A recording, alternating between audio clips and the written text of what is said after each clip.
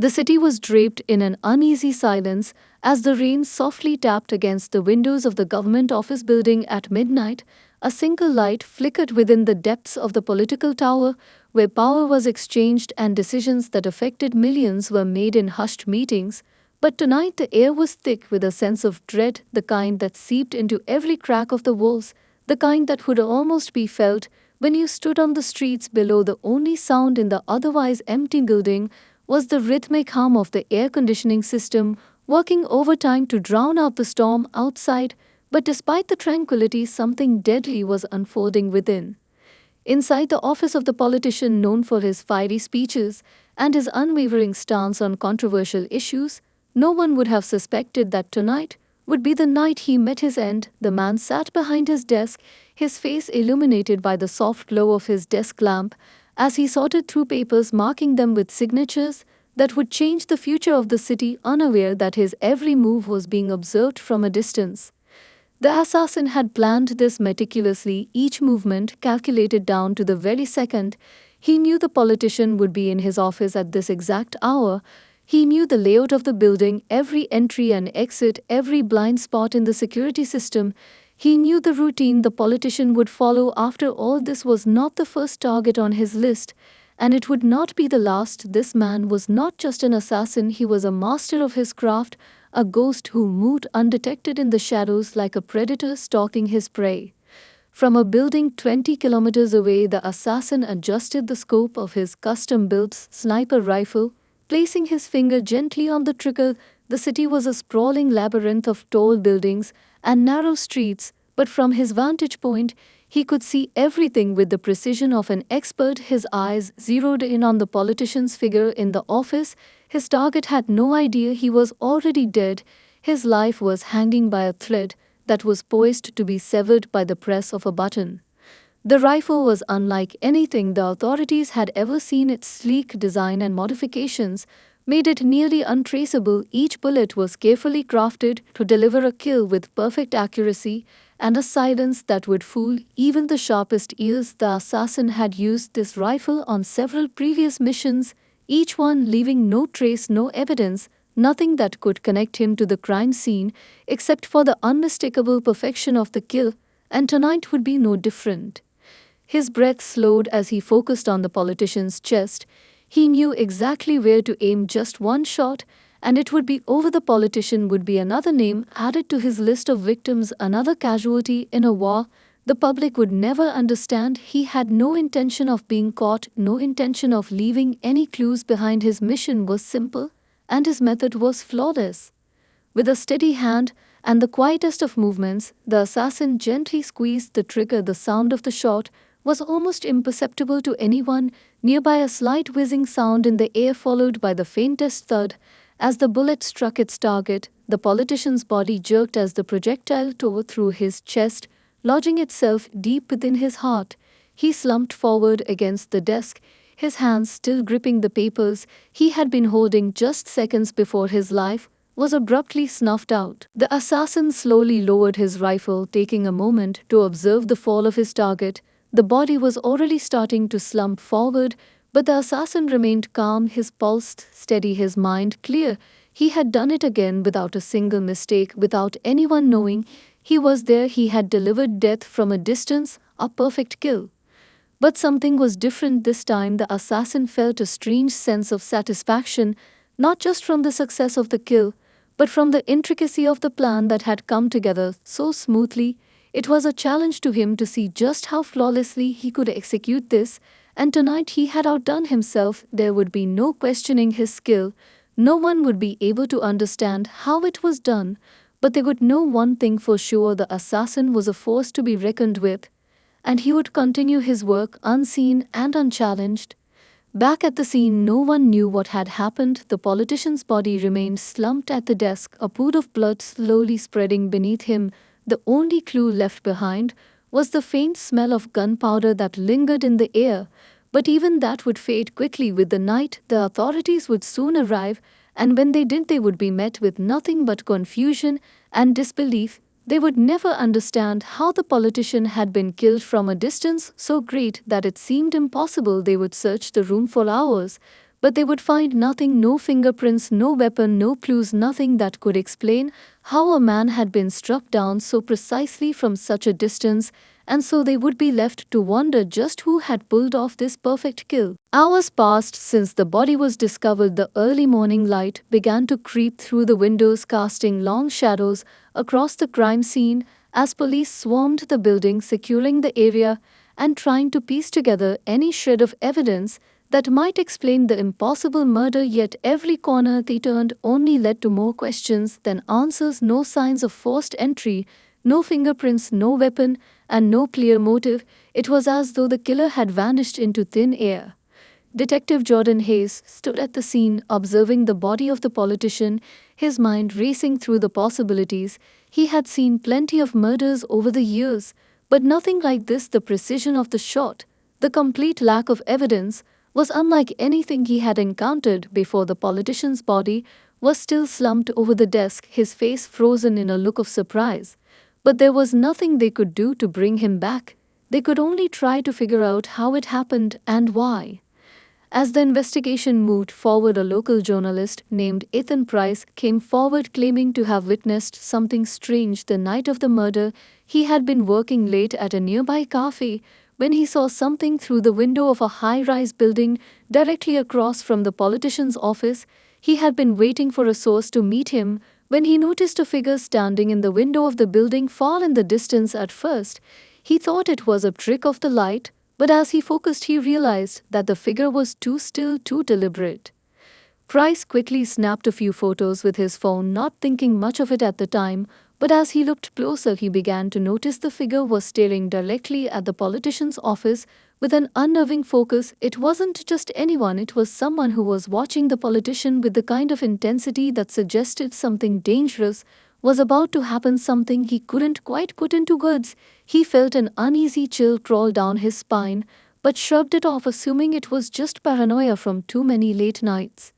But when he heard the news of the murder hours later, his heart sank. The image of that figure in the window flashed back into his mind, and suddenly everything clicked together.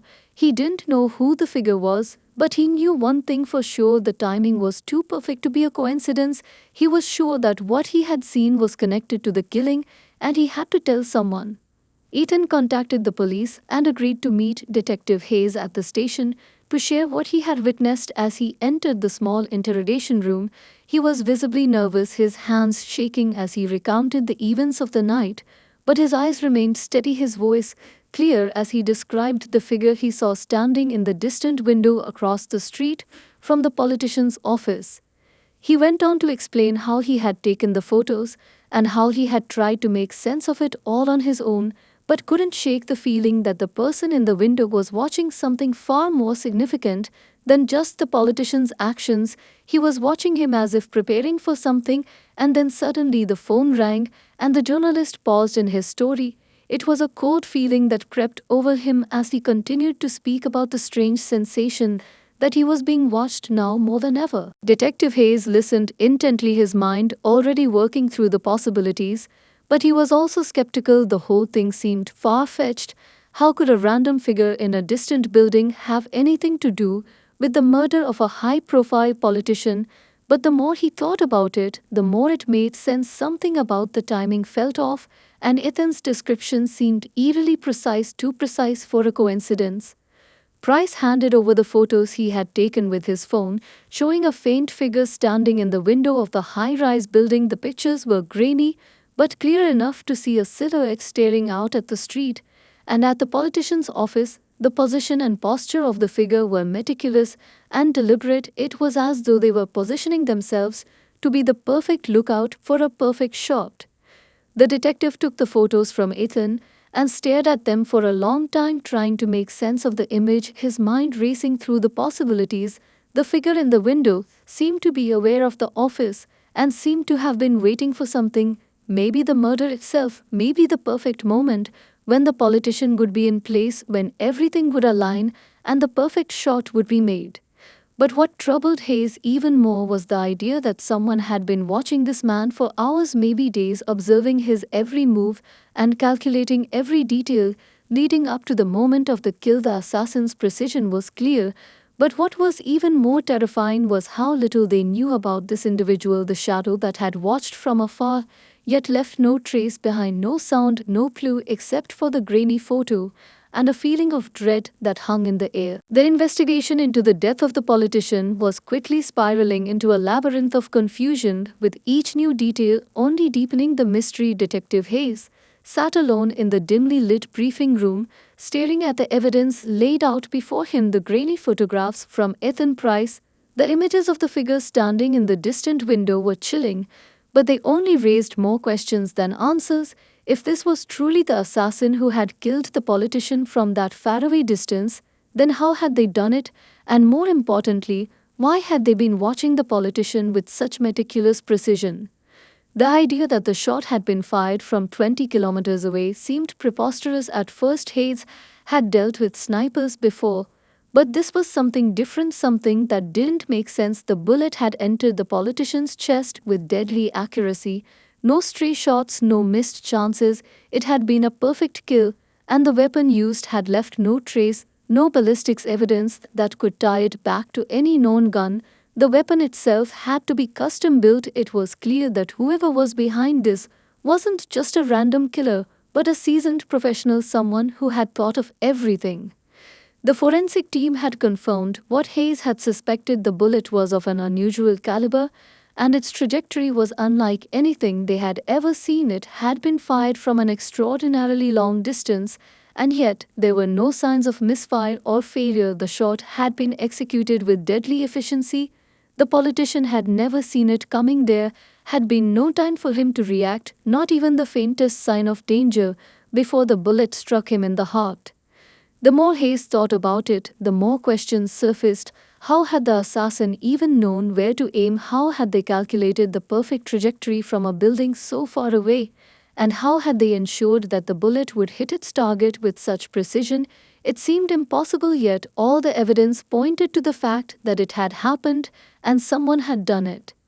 In the wake of the murder, law enforcement was flooded with theories and suggestions from experts, but none of them seemed to make sense. Some suggested that the shot had been fired from a helicopter or some sort of airborne platform, but that didn't explain the lack of noise or the absence of any clues to indicate such a large-scale operation. Others theorized that the assassin had used a high-powered rifle with an advanced sighting system, but even then no one could figure out how it had been done from such a distance. Detective Hayes called in his most trusted experts, a group of ballistics professionals who had dealt with some of the most high-tech weaponry in the world. They gathered around a table, poring over the evidence, comparing it to known sniper rifles and other long-range weapons, but none of the usual suspects seemed to match the bullet's unique features. It was as if the weapon had been built for the sole purpose of this assassination, and no one could figure out how it had been accomplished.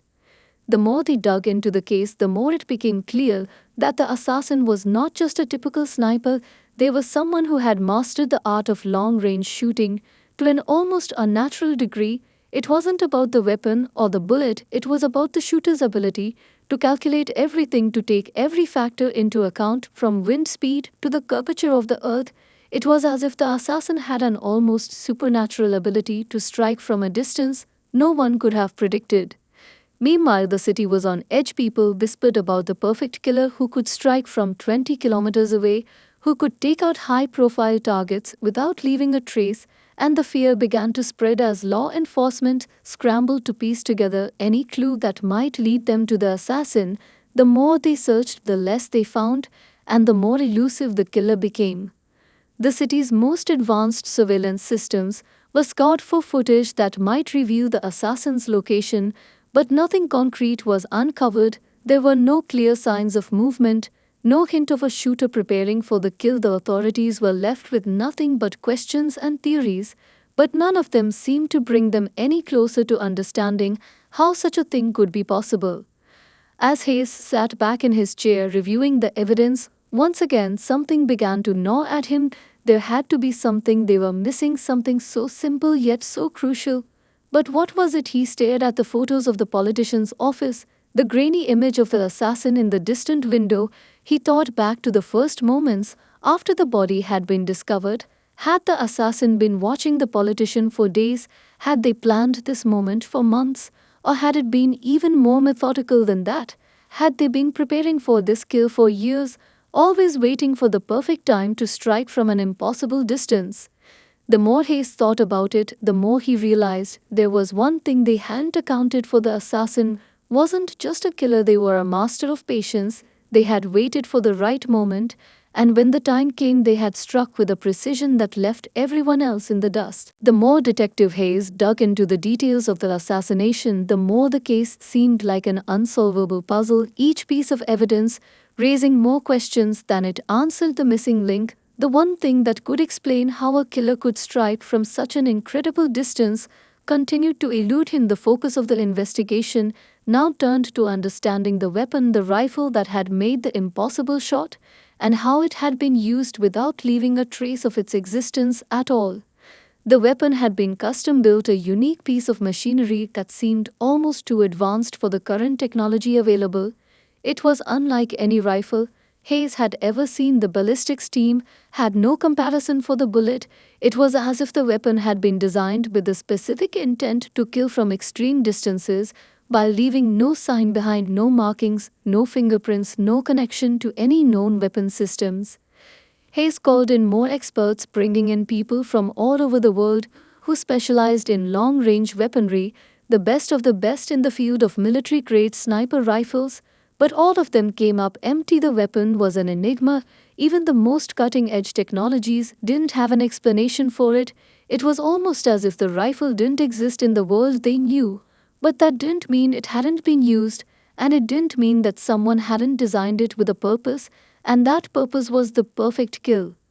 As days passed, Hayes felt the pressure mounting. The media coverage on the case was growing louder with every passing moment, and the public's fear was palpable. No one knew who the assassin was or where they would strike next. But one thing was certain: they were no ordinary killer.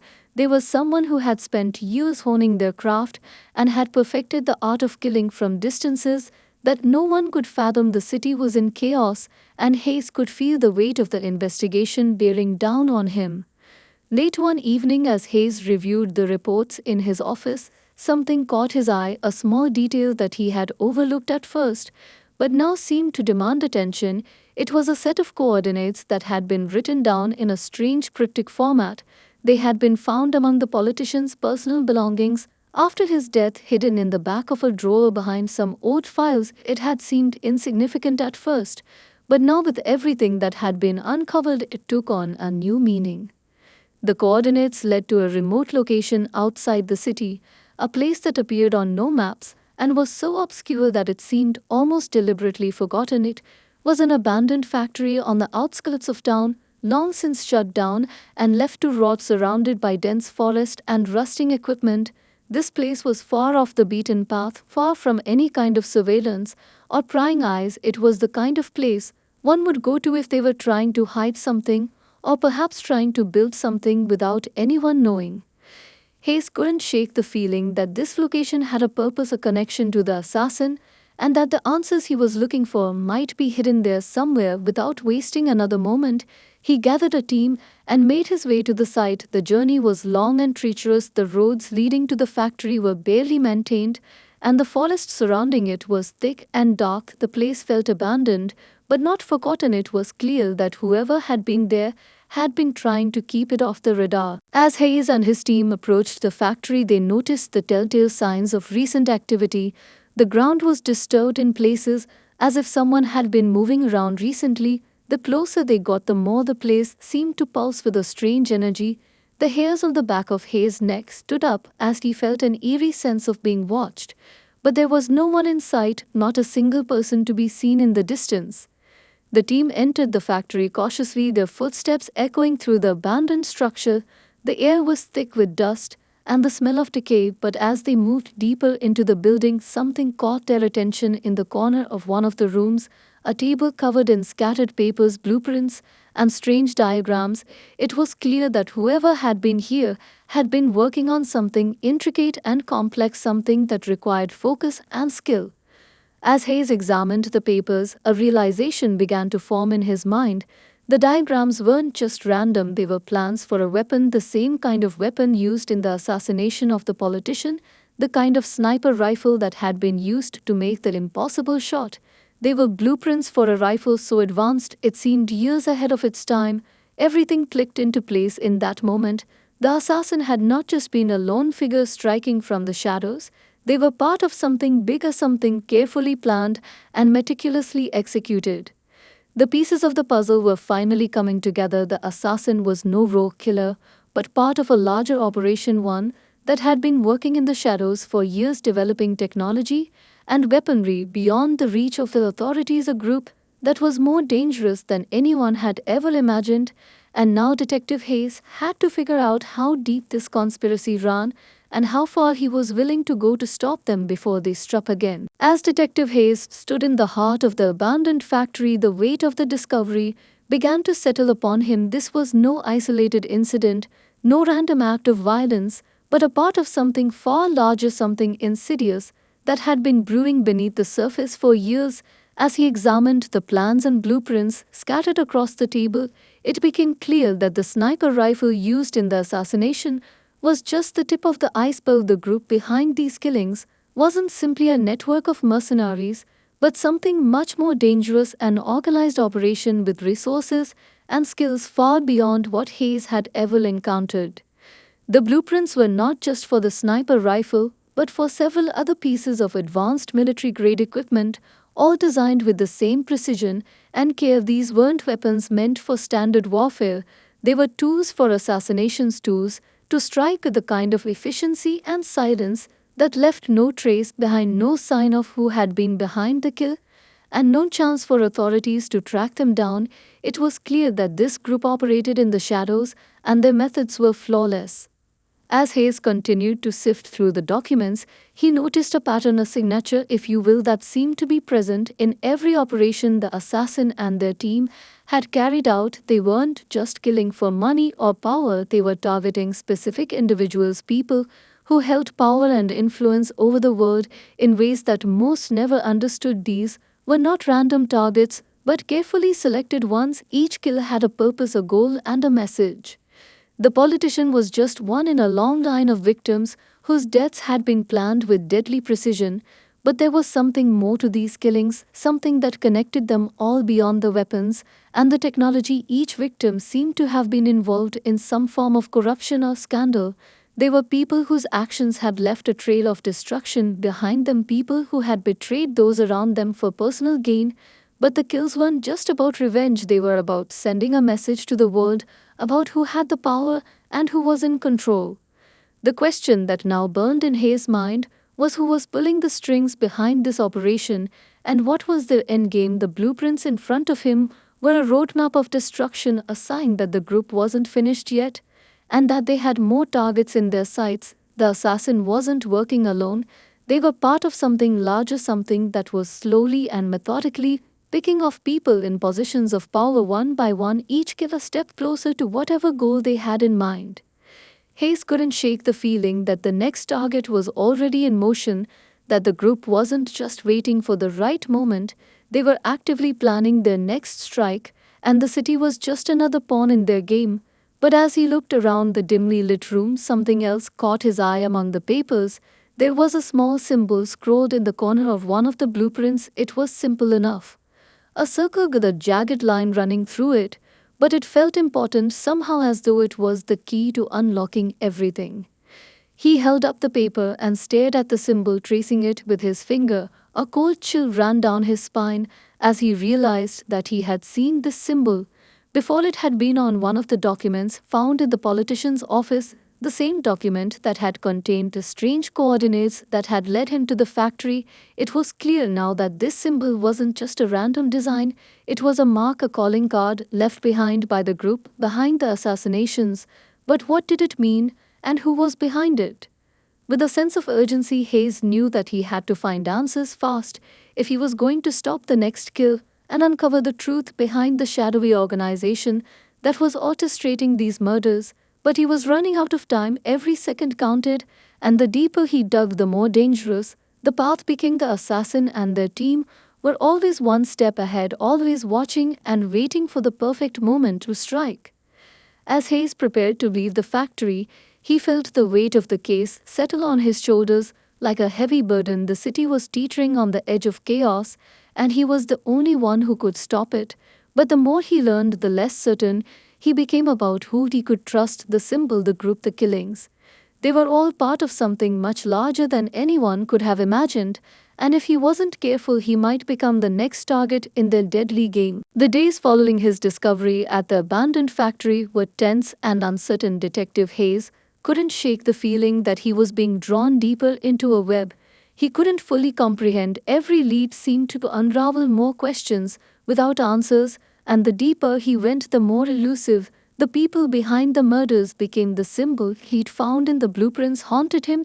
It felt like it held the key to everything, yet every time he tried to trace its origins, it slipped through his fingers like sand.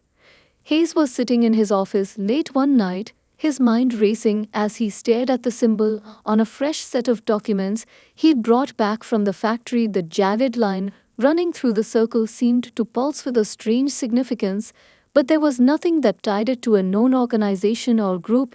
It didn't fit with any terrorist cell or underground syndicate he'd come across during his career. This was different. It was more subtle, more hidden within the fabric of the city itself.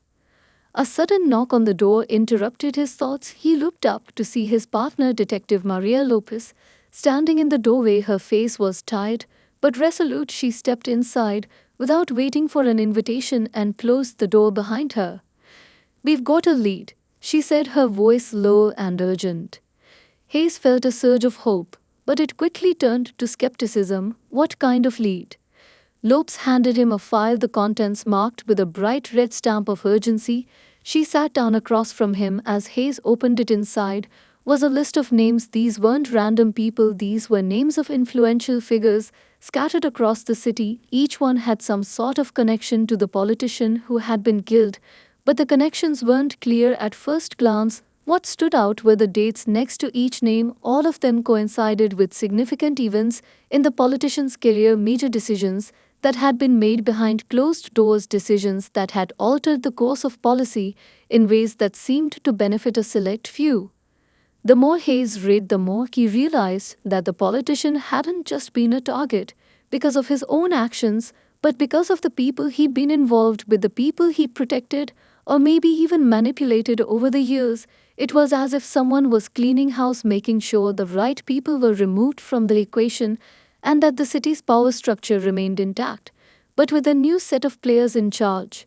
These people, Lopes continued, her voice barely above a whisper, they're all connected to the same web of corruption. Every one of them has been tied to shady deals, but they've managed to stay out of the public eye. They're untouchable, and the politician had been the one person keeping them in check.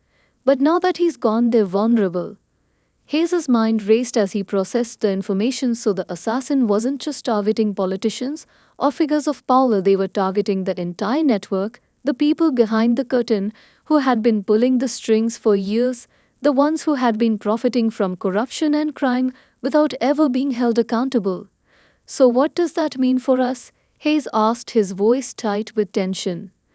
"It means we need to get ahead of this before it escalates," Lopez replied. "We need to figure out who's next and why. This symbol is tied to everything that's been happening.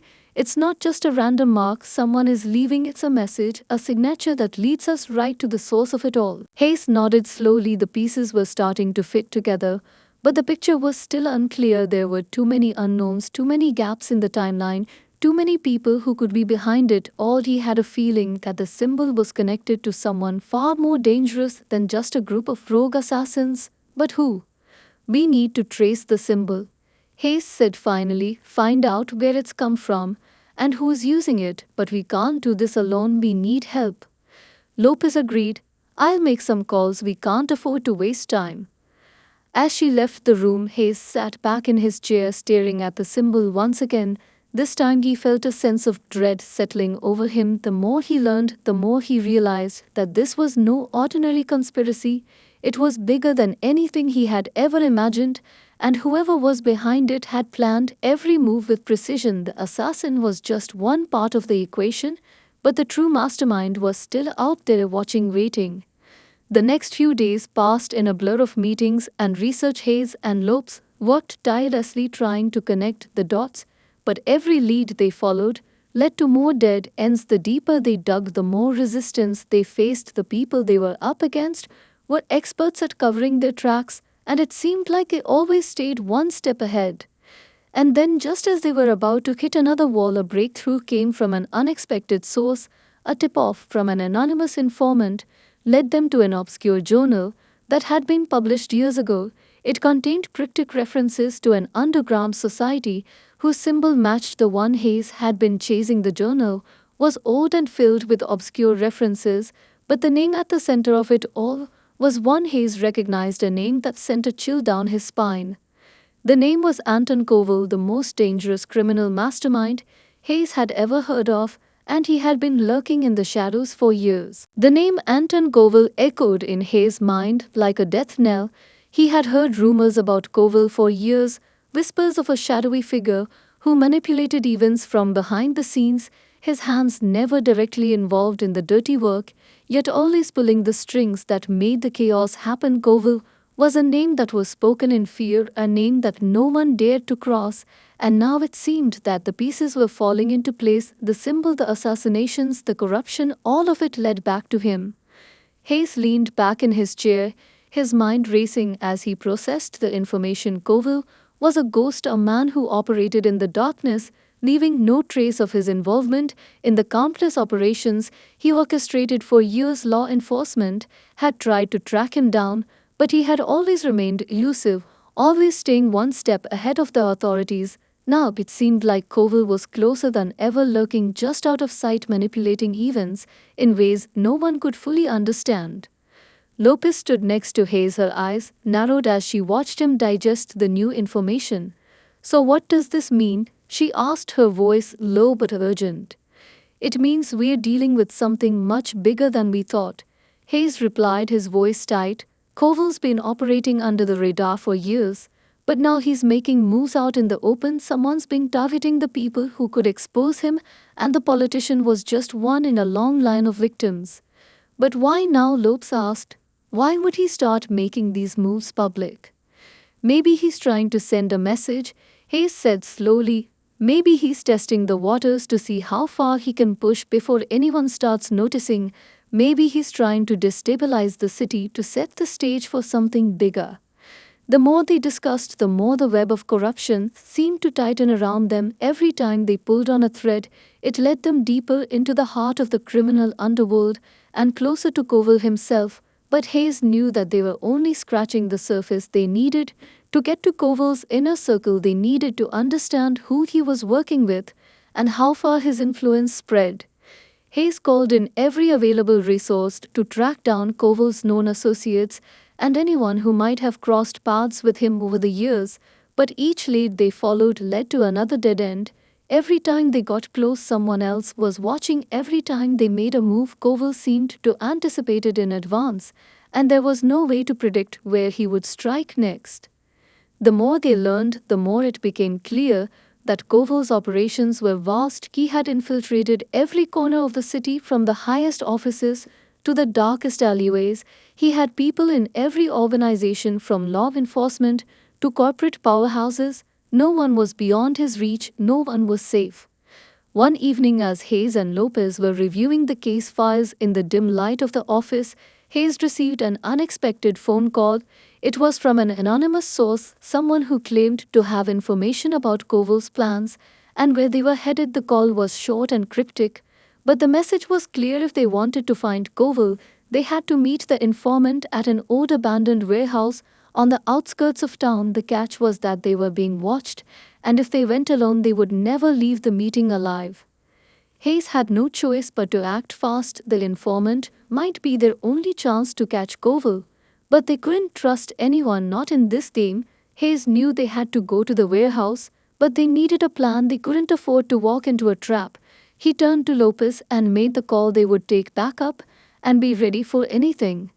The moment they stepped into the car to head toward the warehouse, Hayes felt the familiar weight of danger pressing on his chest. Every instinct told him they were walking into something far more dangerous than they realized, but there was no turning back now. The truth was just within their grasp, but it could cost them everything. The journey to the warehouse felt like an eternity. Hayes couldn't shake the feeling that they were being watched, that at any moment they could be surrounded by Koval's people. Lopez sat beside him, her face set in a grim expression as they made their way through the darkened streets of the city. The plan was simple: get in, meet the informant, get the information, and leave as quickly as possible. But Hayes knew it wouldn't be that easy. Koval had eyes everywhere, and they had just stepped right into his territory. They arrived at the warehouse just after midnight. The place was abandoned, and the only sound was the distant hum of the city. The area around it was desolate, not a soul in sight. The moment they stepped out of the car, Hayes felt the hairs on the back of his neck stand up. He scanned the surroundings for any signs of movement, but everything seemed eerily still, too still. Lopes glanced at him and gave a subtle nod signaling that they should proceed. They approached the entrance cautiously, their footsteps echoing on the cracked concrete as they pushed open the rusted doors. The interior was dark and musty, the air thick with the smell of decay and neglect. But they couldn't afford to waste time looking around. The informant was waiting somewhere inside. Hayes took the lead, his hand on the grip of his gun as he moved through the shadows, every sense on high alert. His eyes darted around the room looking for any sign of danger, but there was nothing, just the creaking of old metal and the faint sounds of dripping water from somewhere deeper within the building. Lotz whispered something under her breath as they moved forward. Then suddenly the silence was shattered by the sound of a loud click, followed by the unmistakable whir of a mechanism being triggered. Hayes froze, his heart racing as he turned toward the sound. "Get down!" Lotz shouted as she tackled him to the ground just as a barrage of bullets tore through the air above them. The trap had been sprung. They had walked right into Koval's hands. Hayes rolled to the side and took cover behind a stack of crates, his pulse pounding in his ears as the gunfire echoed around him. He could hear Lopez cursing under her breath as she returned fire, but it was clear they were outnumbered. They had to get out of there fast. "We need to move," Hayes shouted as he peered over the crates to assess the situation. There were at least 3 shooters scattered around the warehouse, all of them armed with automatic weapons. They had the advantage of positioning and cover, while Hayes and Lopez were pinned down in the open. Lopez fired a few more shots and gestured for Hayes to follow her. He nodded, and they began to make their way toward the far side of the warehouse, their movements quick and calculated. But the gunfire never stopped. The air was thick with tension, and each step felt like a countdown to something worse. As they moved, they could hear the faintest sounds of footsteps coming from behind them. It was clear that they weren't alone. Someone was closing in on their position. Hayes tried to focus his thoughts, but the situation was escalating too fast. Their options were running out. They had to make a decision. Either they stayed and fought and risked getting trapped, or they took a chance and tried to escape the way they came in. Hayes signaled to Lopez to follow him, and they sprinted toward the back exit, their feet pounding against the cold concrete. But just as they reached the door, a figure stepped out from the shadows, blocking their way. It was the informant, or at least that's who Hayes had thought he was. The moment the figure stepped into the light, Hayes realized something was wrong. The man standing in front of them wasn't the one who had called them here. This wasn't the person who had promised to reveal Koval's plans.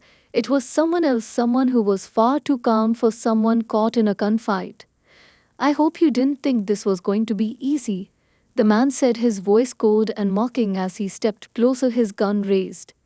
Hayes's heart dropped. The informant had led them into a trap. But the question was, why had they been set up? And what did Koval want with them now? "Who are you working for?" Hayes demanded, his voice steady despite the adrenaline surging through his veins. The man smirked. "You'll find out soon enough, detective," he said before raising his gun. In that moment, everything slowed down. Hayes knew they were about to face the full force of Koval's operation, but what he didn't know was just how deep this betrayal went and how much danger they were truly in. The cold metal of the gun glinted in the dim light As the figure stepped closer, Hayes could feel the sweat trickling down his neck. Despite the chill of the warehouse, his mind raced, trying to find a way out of this mess. Lopes was to his side, her eyes darting back and forth, searching for an opening. But the man in front of them was calm, too calm, as if he had planned this moment down to the smallest detail. "Who are you?" Hayes demanded again, his voice firm, but his mind was scrambling to come up with a plan. They couldn't afford to be caught in the open, not with so many shooters around and this unknown man standing in their way. The informant laughed darkly, the sound echoing in the empty warehouse. "You still don't get it, do you, detective?" he said, his voice dripping with disdain. "You were never supposed to find the truth. You were always meant to be a distraction." A cold realization hit Hayes like a punch to the gut. They had been pawns in a larger game from the beginning. Every move they had made had been anticipated, and now they were the ones being hunted. "Distraction," Lopes echoed, a dangerous edge to her voice. "What are you talking about?" The informant smirked as he stepped back, just enough for Hayes to see the reflection of more armed men coming from the shadows. "Covell knew you'd come looking for answers. He knew you'd follow the trail and find the symbol, but you were never meant to get close to him." The man paused, his eyes narrowing. "I was hired to make sure you stayed in the dark and to keep you from finding the real power behind this operation." "Who is it?" Hayes demanded, despite the fear creeping up his spine. He had to know. He couldn't leave without the answers. He had come this far, there was no turning back. The informant smiled slowly. "You've been looking for Covell for far too long, detective," he said softly. "But Covell isn't the real mastermind. He's just a piece of the puzzle." The man's eyes gleamed with a twisted satisfaction. "The real force behind everything is someone much closer to you than you think." Before Hayes could respond, the man raised his gun in a swift motion aimed directly at them, his finger tightening on the trigger just as Lopez reacted with lightning speed. She dove forward, knocking Hayes out of the way as the shot rang out. The bullet missed, but only by inches. As they scrambled to their feet, Hayes could see the outline of Covell's men closing in from all sides. They were trapped. There was no way out, no escape. Hayes's heart pounded in his chest, but he knew they had to fight back, or they'd never make it out alive. He glanced at Lopes, who was already moving toward a stack of crates to take cover. "We need to take them down now," he said as he grabbed his own weapon and crouched low behind the crates. Lopes nodded without a word as they began to return fire, their shots echoing through the vast emptiness of the warehouse. The sound of gunfire was deafening, and the chaos felt endless. But Hayes was focused. Every shot was calculated, every movement precise. They had no time to waste. The battle raged on for what felt like hours, but slowly Hayes and Lopez began to gain ground. One by one, they took down Covell's men until the warehouse was silent again, except for the sound of their heavy breathing. But the real fight wasn't over yet. The informant was still out there, and Covell himself was waiting for them somewhere in the shadows. Hayes felt a deep sense of dread settling in his chest. They had survived this encounter, but Covell wasn't just going to let them walk away, not after everything that had happened. The war was just beginning. As he looked around the dimly lit warehouse, Hayes knew one thing for certain: they had uncovered a conspiracy that ran deeper than he could have ever imagined. But it wasn't over yet. There were more layers to peel back, and the fight for justice had only just begun. With a final glance at Lopes, Hayes took a deep breath and prepared himself for whatever came next, because he knew now more than ever that they couldn't stop until they brought Covell down for good.